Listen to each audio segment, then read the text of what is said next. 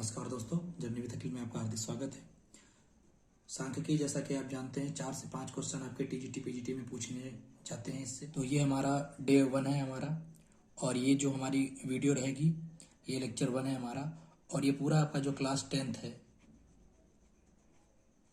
उसके नोट्स रहेंगे। ठीक है, तो अगर आप क्लास 10th के हैं तब भी आपके लिए वीडियो बहुत यूज़फुल है, और अदरवाइज़ अगर आप कॉम्पिटिटिव एग्जाम की तैयारी कर रहे हैं जहाँ पर भी ये स्टैट्स आपका आता है उसके लिए भी वीडियो बहुत यूज़फुल है। तो डे 1 है आज हमारा, लेक्चर 1 है ये, और ये क्लास 10th की जो हमारी स्टैटिस्टिक्स होती है उसका चैप्टर है। पूरा बेसिक से कंप्लीट कराया जाएगा आपको। तो बिल्कुल अगर आपने इससे पहले स्टैट्स को नहीं देखा या भूल भी गए हैं तो कोई प्रॉब्लम नहीं है, बिल्कुल बेसिक से आपकी कंप्लीट क्लास कराई जाएगी।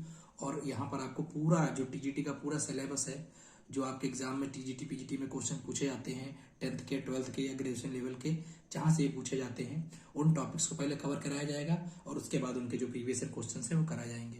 तो ये डे 1 है, डे 2 और डे 3, ये 3 दिन हम लोग स्टैट्स की क्लास को कंटिन्यू करेंगे। डे 1 में हम लोग क्लास 10th का, और डे 2 में हम लोग क्लास 11th का, और डे 3 में हम लोग जो ग्रेजुएशन का थोड़ा बहुत सेक्शन है उसको देखेंगे, और साथ में प्रीवियस ईयर के सारे क्वेश्चन को कंप्लीट करेंगे। तो मिनिमम 5 और मैक्सिमम 5 से 8 क्वेश्चन का वेरिएशन देखा गया है स्टैटिक्स का टीजीटी और पीजीटी में। तो अगर आप ध्यान से देखें जो 2021 में आपका एग्जाम हुआ है उसमें लगभग 3 से 4 क्वेश्चन तो आपके केवल इस बेसिक पर है, मतलब क्लास 10th की जो स्टैट्स है उस पर है। ठीक है, तो माध्य और बहुलक अगर आपने इनको अच्छे से कंप्लीट कर लिया है तो 3 से 4 क्वेश्चन आपके आज के क्लास में कंप्लीट हो जाएंगे। तो चलिए जल्दी स्टार्ट करते हैं। तो सबसे पहला पॉइंट हमारा क्या है, माध्य। सूत्र क्या होता है इसका, माध्य बराबर, इसको हम लोग एक्स बार से दिखाते हैं। इसका सीधा सीधा एक सूत्र है, पदों का योग और बटे पदों की संख्या। ठीक, अगर हमें माध्य निकालना है किन्हीं चीजों का, किन्हीं पदों का, तो पहले जितने पद दिए गए हैं उनको सबको हमें योग करना है और फिर की संख्या से हमें भाग कर देना है। ठीक है, बिल्कुल बेसिक सा फार्मूला है। अब बात करते हैं माध्य की। तो माध्य के लिए 2 सेक्शन हमें पढ़ने पड़ेंगे। एक अवर्गीकृत आंकड़े होंगे हमारे पास, और एक हमारे वर्गीकृत होंगे, मतलब अनग्रुप डेटा और ग्रुप डेटा। तो ये आपका सूत्र हो गया। अब बात करते हैं माध्य की। तो यहाँ पर हम माध्य का बहुलक सबको हम 2 सेक्शन में करेंगे, एक अवर्गीकृत आंकड़ों के लिए और एक वर्गीकृत आंकड़ों के लिए। 2021 में जो आपका क्वेश्चन एक माध्य का आया था वो आपका अवर्गीकृत आंकड़ों पर था। ठीक है, तो दोनों प्रकार से पूछा जाता है, अनग्रुप डेटा का भी और ग्रुप डेटा का भी। तो सबसे पहले हम बात करते हैं अवर्गीकृत जो आंकड़े होते हैं उनका हम लोग माध्य कैसे निकालते हैं। तो हम मान लेते हैं x1, x2, x3 dot dot dot dot xn, ये आपके कुछ चर हैं। ठीक है, क्वेश्चन में आपको दिए जाएंगे। ठीक है, ये n चर है हमारे, और हमें इनका माध्य जो है निकालना है। ठीक है, इनका हमें माध्य ज्ञात करना है। तो जो हमारा सूत्र होता है, इन सभी जो अभी बेसिक सूत्र है आपका, बस यही हमेशा काम करेगा।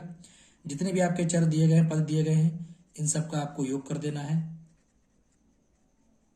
मान लीजिए xn पद है और पदों की संख्या, तो टोटल पद हमारे कितने हैं, n, उनसे हमें भाग कर देना है। बस आपका ये जो है माध्य वो निकल आएगा। ठीक है, इसको x बार से हम लोग डिनोट करते हैं। बिल्कुल बेसिक सा क्वेश्चन है। तो बिल्कुल बेसिक सा कॉन्सेप्ट है आपका कि क्या दिया है, अवर्गीकृत आंकड़े, मतलब आपको अनग्रुप डेटा दिया, मतलब संख्याएं ऐसे ही लिखी हुई हैं और आपको उनका माध्य निकालना है। तो जितने भी पद हैं सबका योग करिए और उन पदों की संख्या से उसको भाग करिए, आपका माध्य मिल जाता है। ठीक है, क्वेश्चन के माध्यम से समझते हैं।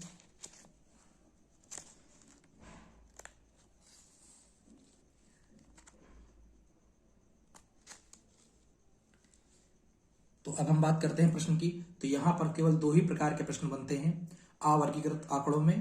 पहला बनता है जिसमें आपके सारे आंकड़े दिए गए होते हैं, माध्य पूछता है, और दूसरा बनता है जिसमें आंकड़ों में से ही कोई एक आंकड़ा नहीं दिया रहता है, एक पद नहीं दिया रहता है और उस पद का मान पूछता है। ठीक है, माध्य पे अवर्गीकृत आंकड़ों पर केवल 2 ही प्रकार के प्रश्न बनते हैं। यहाँ पर जितने भी टाइप के आपके क्वेश्चन जिस भी कॉन्सेप्ट से बनेंगे हम आपको इजिली बताते हुए चलेंगे।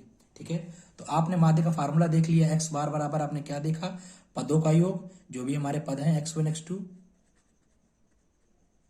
xn, जितने भी पद हैं, और उन पदों की संख्या से उन्हें हमें भाग करना होता है। ठीक है, तो ये सीधा सा आपने फार्मूला देख लिया माध्य निकालने का। तो अब हम दोनों तरह के क्वेश्चंस को करके देख लेते हैं। पहले टाइप का क्वेश्चन क्या है कि आपको सीधे सीधे सारे आंकड़े दिए हैं और आपसे क्या पूछा है, माध्य पूछा है। तो सीधे सीधे माध्य बराबर क्या होगा, 10 सेकंड में क्वेश्चन आपका होगा। जितने भी पद है सबका योग कर दीजिए, 1 + 2 3 4 5 6 7 8 9 और 10, और ये टोटल कितने पद हो गए, तो ये टोटल 10 पद हो गए, तो 10 से भाग कर दीजिए, सबका योग कर लीजिए आप। 2 1 3 3 6 4 10 5 15 15 6 21 21 7 28 28 और 8 हो गए आपके 36 36 और 9 आपका 36 10 46 और 9 55 हो गया ये आपका बटे 10, 10 से भाग कर दिया तो 5.5 आ गया। तो ये आपका मीन है माध्य, ठीक है। ये बिल्कुल पहले टाइप का बेसिक का क्वेश्चन था। इसी में टाइप 2 के क्वेश्चन कैसे बन सकते हैं आवर्गीकृत में, कि आपको इन सभी में से कोई एक आंकड़ा ही न दिया हो, ठीक है, और इस बार आपको माध्य दे दिया है।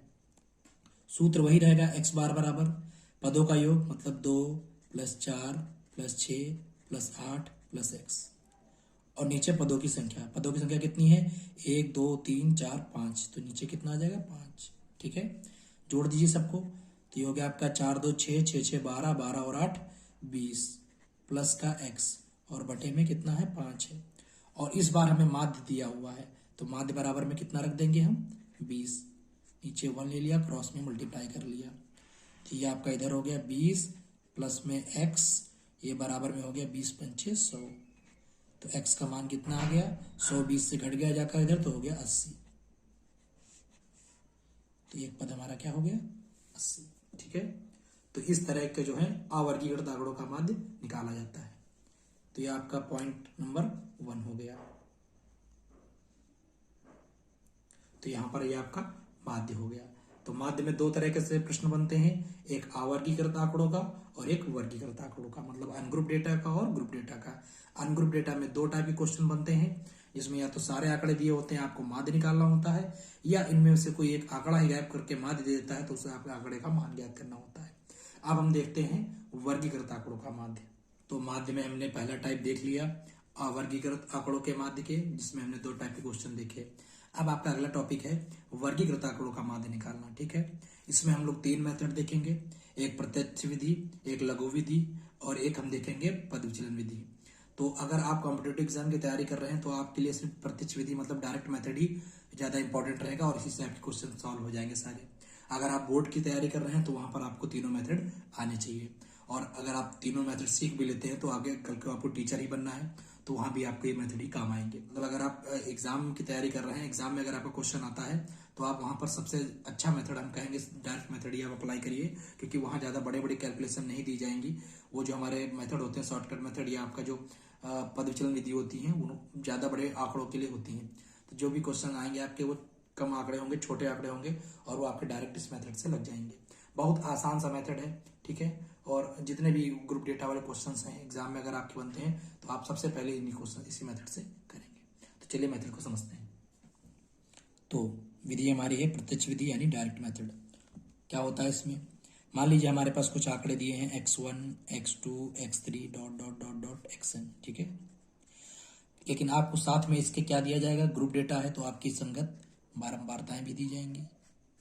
संगत बारंबारता, बारंबारता का मतलब क्या है कि वो पद हमारा कितनी बार आया हुआ है, तो उनकी बारंबारताओं को हम मान लेते हैं f1 f2 dot dot dot dot fn दिए हैं संगत बारंबारता, मतलब x वाला पद आपका f1 बार आया है, x2 वाला जो है f2 बार आया है, इस तरह करते हुए संगत आपको क्या दी गई है, बारंबारताएं दी गई हैं। तो उस कंडीशन पे हमारा जो समांतर माध्य होता है, अर्थमेटिक मीन जिसे हम बोलते हैं, क्या हो जाता है, तो आपका समांतर माध्य क्या होता है, जितने भी आपके पद दिए गए हैं उनकी संगत बारंबारताओं से गुणनफल करिए और उनका योग कर दीजिए। मतलब x1 को f1 से मल्टीप्लाई करिए, x1 f1 प्लस x2 को आप f2 से मल्टीप्लाई करिए, प्लस इस तरह करते करते xn को आप fn से मल्टीप्लाई करिए, ठीक है। सबका योग करते हैं और बटे में जितनी हमारी बारंबारताएं दी गई हैं इनका योग करते हैं, मतलब f1 plus f2 plus f3 dot dot dot fn, ठीक है। तो ये मेथड होता है हमारा प्रत्यक्ष विधि। इसको अगर हम लोग समेसन में लिखना चाहें तो हम लिख सकते हैं समेसन f(x) और बटे में समेसन f, ठीक है। इसको i नाम दे लीजिए, इनको i दे लीजिए, तो i = 1 से लेकर कहाँ तक, n तक। इसको fi xi नाम दे लें तो यहाँ पर हो जाएगा i = 1 to n तक, ठीक है।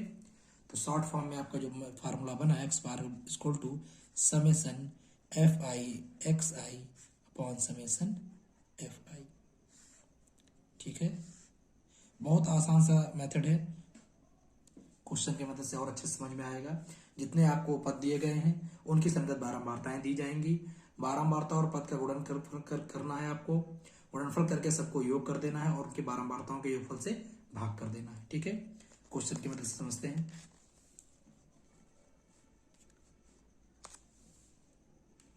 तो ये आपको क्वेश्चन दिया गया है, तो सबसे पहले हम क्या लिखेंगे, एक्स हमें जो दिया गया है कितना कितना दिया गया है, 10, 20, 30, 40 और 50। बारंबारताएं संगत की बात करते हैं तो एफ 10 है 6 बार, 8, 9, 5 और 2। ठीक है, सबसे पहले हम क्या निकालेंगे, यहाँ पर हमें एक नई टेबल बनानी पड़ेगी एफ इंटू एक्स की। ठीक है, एफ इंटू एक्स की। 10 को 6 से गुणा करेंगे तो 60 हो गया, 20 को 8 से गुणा करेंगे 8 दूनी 16, 160 हो गया, 9 त्रिक 27, 270 हो गया, 4 पंचे 20, 200 हो गया और 50 दूनी 100 हो गया। ठीक है, तो टेबल आपको दो पद आपको पहले से दिए रहेंगे, मतलब एक्स और एफ आपको दिया रहेगा। एक नई टेबल आपको बनानी पड़ेगी पहले किस चीज की, एफ और एक्स की। ठीक है, अगर हम सूत्र की बात करें तो सूत्र हमने क्या पढ़ा था, एक्स बार बराबर समेसन एफ आई एक्स आई और अपॉन में हमने पढ़ा था समेसन एफ आई। तो पहले हमें किसका योगफल निकालना पड़ेगा, जितने एफ हैं उनका योगफल निकालना पड़ेगा, और यहाँ पर हमारा जो एफ एक्स आए हैं सारे उनका भी योगफल हमें निकालना पड़ेगा। ठीक है, तो यहाँ पर जोड़ लीजिए आप। तो सारे समेसन एफ को जब हम जोड़ेंगे तो ये आपका हो जाएगा 30, और इन एफ एक्स को पूरे को जोड़ेंगे तो ये हो जाएंगे आपके 790। रख दीजिए इस फार्मूले में, तो ये हो जाएगा आपका 790 और बटे में क्या हो जाएगा 30। एक जीरो से एक जीरो कट गया और 3 से इसको भाग कर देंगे तो ये आपका हो जाएगा 26.33। बस निकल आया आपका माध्य। तो 10 से 15 सेकंड का सिर्फ क्वेश्चन था आपका, तो 10 से 15 सेकंड लगने हैं केवल इस मेथड में। क्या करना है आपको एक्स दिया रहेगा, आपको एफ दिया रहेगा। सबसे पहले टेबल आपको किसकी बनानी है, एफ इंटू एक्स की। उसके बाद फार्मूले में रख देना है। फार्मूला क्या है, ऊपर आपका रहेगा एफ एक्स का योगफल और नीचे रहेगा जितनी भी बारंबारताएं मतलब एफ है उनका योगफल। ठीक है, इस मेथड को बोलते हैं डायरेक्ट मेथड। और आपके अगर टेबल वाले क्वेश्चन एग्जाम में मिलते हैं तो सबसे पहले आप इसी मेथड को अप्लाई करेंगे। चलिए आगे देखते हैं। तो प्रत्यक्ष विधि में आपके टाइप 2 में जो क्वेश्चन बनते हैं वो टेबल में इस फॉर्म में बनते हैं, मतलब आपको वर्ग अंतराल दिए होते हैं, डायरेक्ट आपको एक्स का मान नहीं दिया रहता है और वर्ग अंतराल दिए रहते हैं और नीचे संख्या यानी बारंबारता दी रहती है। इस स्थिति में क्या करना है, बिल्कुल सेम पिछला प्रोसेस करना है, बस आपको एक्स का मान निकाल लेना होता है। मतलब यहाँ पर अगर हम बात करें तो हमें क्या क्या दिया है, वर्ग अंतराल की टेबल दी है, हमें संख्या यानी बारंबारता की टेबल दी है, इसको हम लोग एफ बोलते हैं। हमारे पास क्या नहीं है, तो हमारे पास एक्स नहीं है। 0 से 10 तो है, 10 से 20, 20 से 30, 30 से 40 और 40 से 50। ठीक है, इस बार में वर्ग अंतराल दिए हैं और बारंबारताएं दी हैं 6, 8, 6, 10 और 5।